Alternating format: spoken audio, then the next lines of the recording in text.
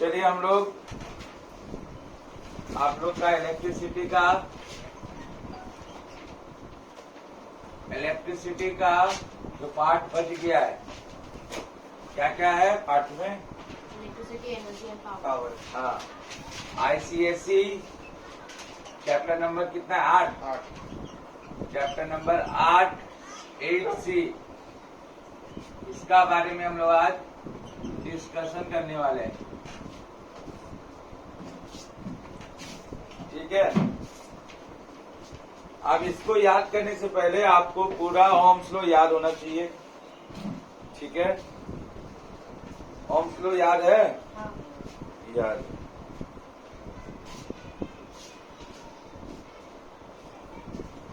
चलिए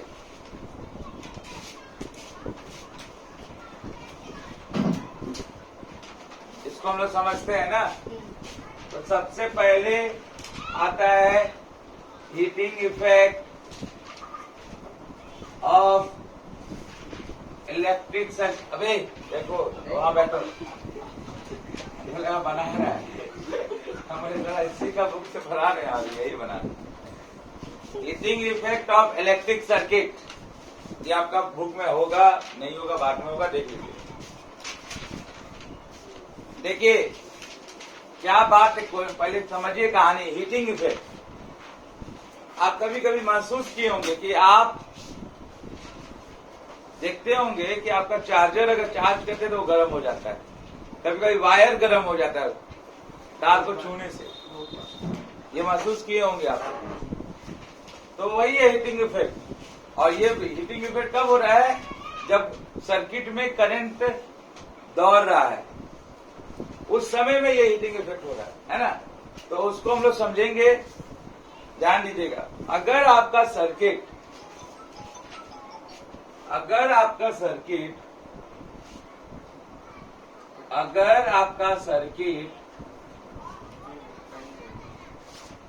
आधा पौने घंटा लग जाएगा। अगर आपका सर्किट प्योरली रेसिस्टिव है, क्या बोल रहे हैं? अगर आपका सर्किट प्योरली रेसिस्टिव है, और हम आपको बता दें अप्रेंटिस में ये ओम्स लॉ से जो भी आप पढ़े हैं अप्रेंटिस लेवल के लिए ये क्वेश्चन आएगा ही आएगा टाटा स्टील में। और जितना भी कंपटीशन लेवल है, जैसे कोई इंजीनियर डिप्लोमा का, पॉलिटेक्निक का करता है इंजीनियरिंग के लिए, उसमें भी ये क्वेश्चन आएगा। यहाँ जो आप पढ़े हैं, और फिलहाल ये सबसे इम्पोर्टेंट है हर कंपटीशन एग्जाम में, रेलवे से लेकर जो भी 10th लेवल का। तो ध्यान दीजिएगा, अगर आपका कोई इलेक्ट्रिक सर्किट प्योरली रेसिस्टिव है तो क्या हो जाएगा? जो सोर्स ऑफ एनर्जी होगा, ठीक है ना, कंटिन्यूअसली क्या होगा? डिसिपेटेड होगा हीट के फॉर्म में। अगर आपका सर्किट प्योरली रेसिस्टिव हो गया, समझ में आएगा, समझाएंगे आगे। फिलहाल आपको जो हम समझा रहे हैं वो उसको समझिए। अगर आपका सर्किट प्योरली रेसिस्टिव हो गया तो जो सोर्स ऑफ एनर्जी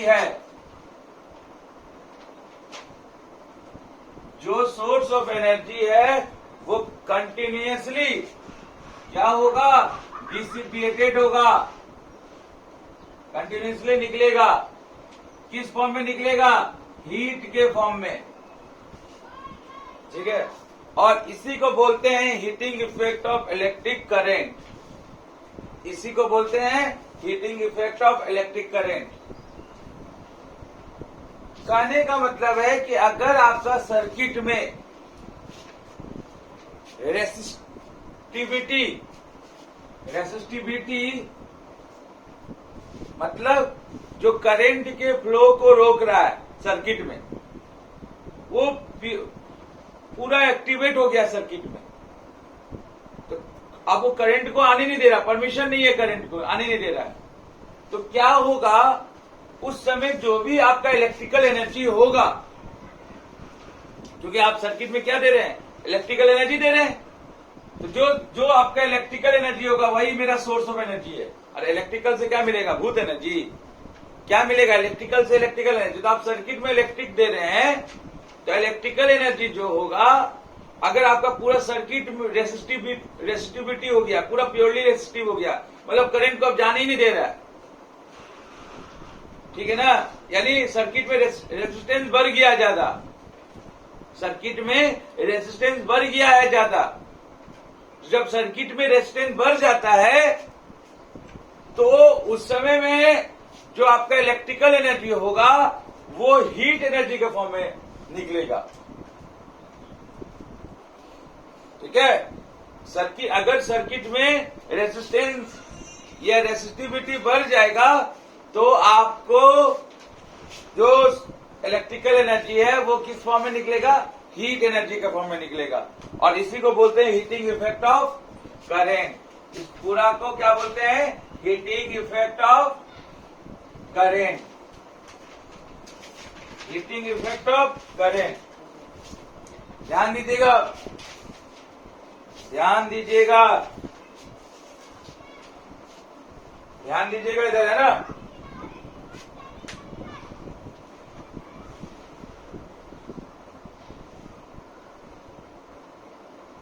आपके पास जो इलेक्ट्रिकल एनर्जी है अभी फिलहाल वो किस में चेंज हो जा रहा है, हीट एनर्जी में। जितना आप इलेक्ट्रिकल एनर्जी यहां डाल रहे थे सर्किट में वो पूरा हीट एनर्जी में चेंज हो जा रहा है। कब हो रहा है हीट एनर्जी में चेंज, जब आपके सर्किट में रेजिस्टेंस रेसिस्टिविटी बढ़ गया हो, करंट को इंटर नहीं हो, करंट इंटर ही नहीं कर रहा है, क्योंकि रेजिस्टेंस बढ़ने से क्या होता है, करंट कम फ्लो करेगा। ओम्स लॉ याद है ना, V equal to I R equal to V by I, तो R is inversely proportional to current. तो रेजिस्टेंस ज्यादा होगा तो करंट क्या हो गया, बहुत कम फ्लो कर रहा है। तो उस केस में जो इलेक्ट्रिकल एनर्जी मेरा क्या होगा, सोर्स ऑफ एनर्जी होगा, यही हम दे रहे हैं, वो पूरा पूरी किस में डिसिपेट हो जाएगा, हीट एनर्जी में। तो मेरा जो एनर्जी होगा इलेक्ट्रिकल एनर्जी वो किसके बराबर होगा, हीट एनर्जी के बराबर होगा, क्योंकि हम लोग जानते हैं law of conservation of energy में कि energy can neither be created nor be destroyed, it can transfer from one form to another form. ये एक फॉर्म से दूसरे फॉर्म में ट्रांसफर होगा, लेकिन क्रिएट और डिस्ट्रॉय नहीं होता है, ठीक है। अब हम आपको यहां पर एक टर्म का भी यहां पर यूज होने वाला है, ठीक है। वो क्या है टर्म, सुनिएगा ध्यान से। यहां पे एक टर्म यूज होगा अभी फिलहाल, आगे इसको समझने के लिए पावर के बारे में जानते हैं, ठीक है ना, पावर के बारे में जानते हैं आप।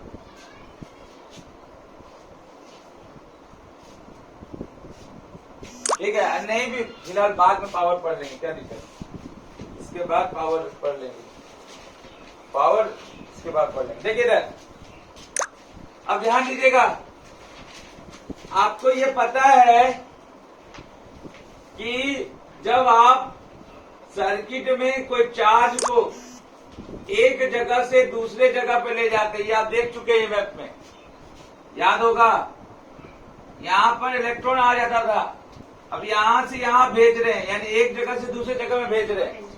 तो आप क्या करते थे, यहां पर इस इलेक्ट्रॉन पे नॉन इलेक्ट्रोस्टैटिक फोर्स लगाते थे।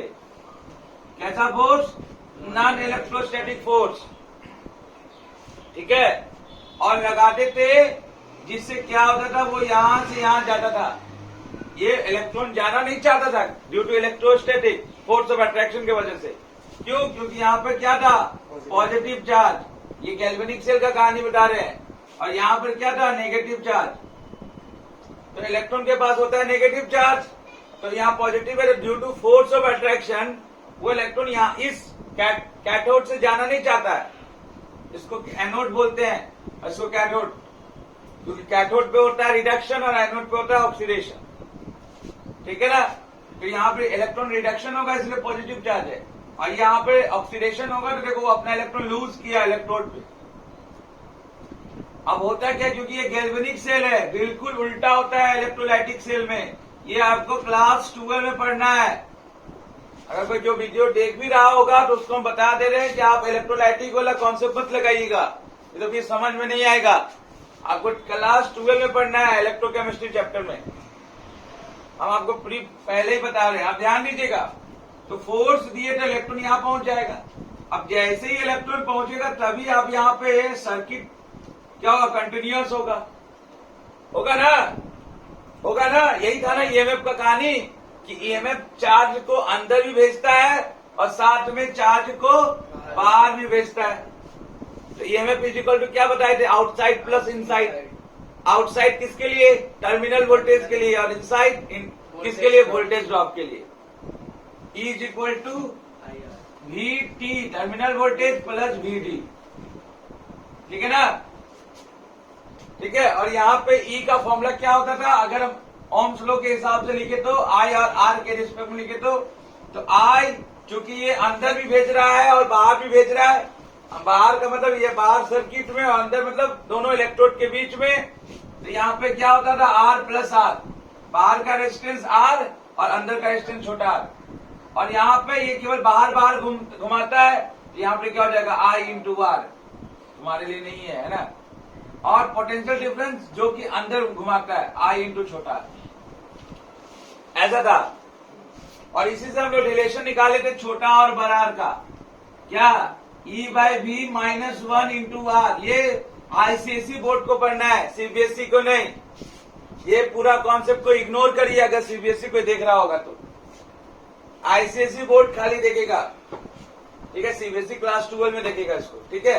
अब ध्यान दीजिए इधर, जब वो मैच्योर हो जाएगा तब अच्छा समझ में आएगा उसको। ध्यान दीजिए, तो अगर हम चार्ज को यहाँ, ये चार्ज है यहां से भेजे तो क्या करवाए हम, फोर्स इंटू डिस्प्लेसमेंट हुआ।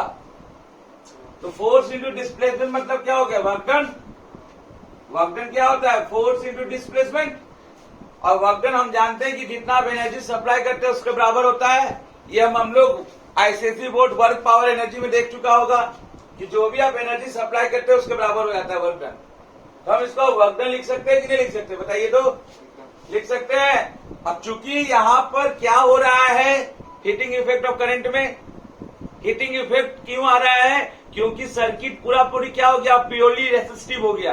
प्योरली रेसिस्टिव हो गया मतलब करंट को आने ही नहीं दे रहा है, करंट को आने ही नहीं दे रहा मतलब पूरा रेसिस्टिविटी बढ़ गया, प्योरली रेसिस्टिव हो गया सर्किट, पूरा रेजिस्टेंस फैल गया है।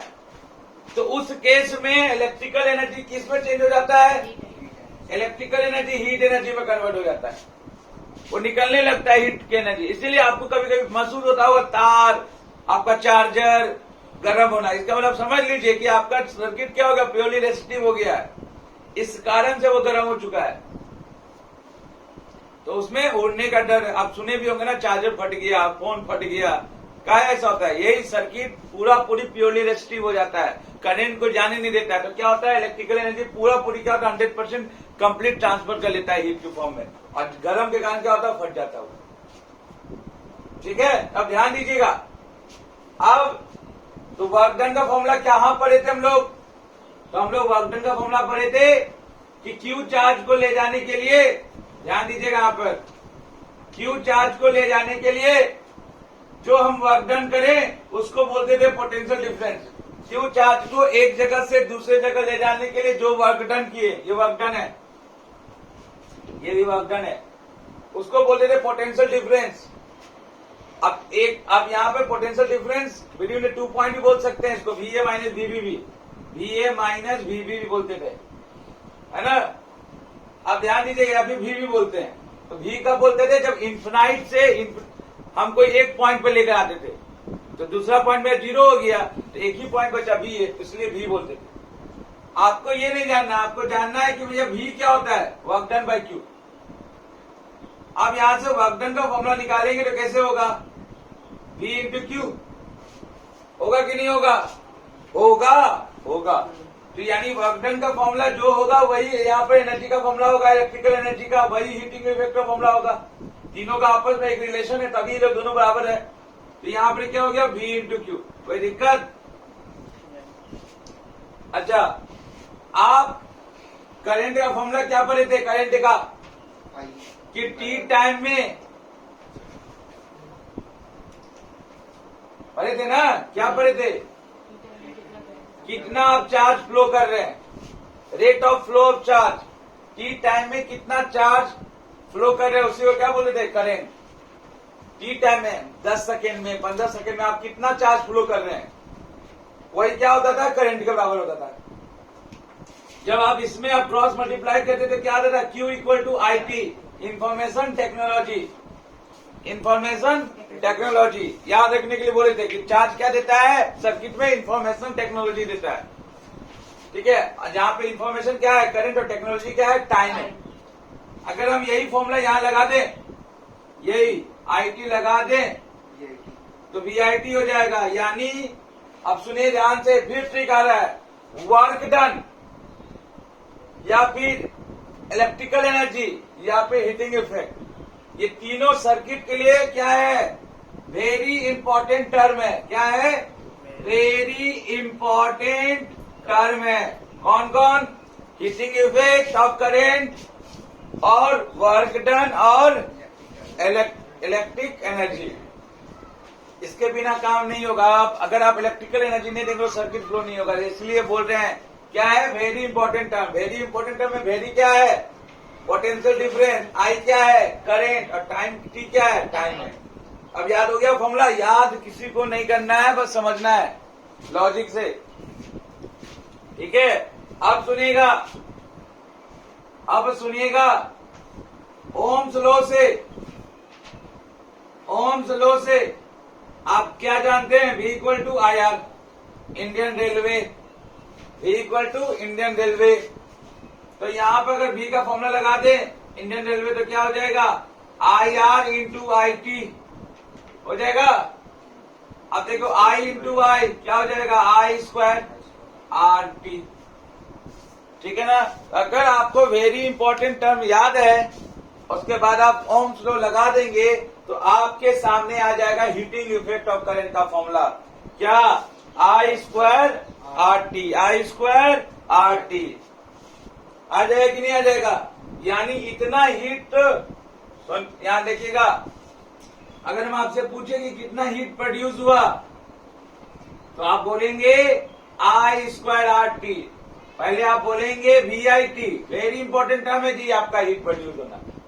आप VIT में V के जगह पे ओम्स लो, तो IR इंटू IT, तो क्या हो जाएगा, I स्क्वायर RT। ठीक है, तो इतना हीट प्रोड्यूस होता है। ठीक है, और ये वेरी वेरी इंपॉर्टेंट फॉर्मूला है, इसलिए याद रखिएगा क्या, heating effect of current is very important term. Heating effect of current is, चूंकि हमको ये सब नहीं जानना है, ये दोनों नहीं जानना है, इससे वो आया है। क्योंकि आप बोले ना अभी आपको कि जब आपका सर्किट प्योरली रेजिस्टिव हो जाए तो क्या होगा, करंट को आने नहीं देगा, तो पूरा इलेक्ट्रिकल एनर्जी, करंट आएगा नहीं तो इलेक्ट्रिकल एनर्जी कैसे होगा, तो पूरा एनर्जी किसमें निकलने लगेगा, हीट के फॉर्म में, हीट एनर्जी के फॉर्म में। ठीक है, तो उसी को बोलते हैं हीटिंग इफेक्ट ऑफ करंट। और हीटिंग इफेक्ट ऑफ करंट को आप कैसे डेराइव किए देखें, आप हीटिंग इफेक्ट ऑफ करंट किसके बराबर और हो सकता है, तो आप बोले इलेक्ट्रिकल एनर्जी के बराबर। और इलेक्ट्रिकल एनर्जी किसके बराबर हो सकता है, तो वर्क डन के बराबर। किसके बराबर, वर्क डन के बराबर। और वर्क डन का फॉर्मूला क्या होता है जी, तो उसके लिए पोटेंशियल डिफरेंस का फॉर्मूला याद होना चाहिए, वहीं पढ़े हैं आप वर्क डन। ठीक है, तो V is equal to W/Q होता है, तो वहां से क्या आ गया, VQ आ गया। अब VQ में Q क्या होता है, तो Q चार्ज। तो चार्ज कहां पड़े थे, करंट का फॉर्मूला में, इंफॉर्मेशन टेक्नोलॉजी, वहां से IT आ गया, तो बन गया very important term. Heating effect of current is very important term, यही आपका फॉर्मूला है। समझ में आया कि नहीं आया, चलिए ठीक है।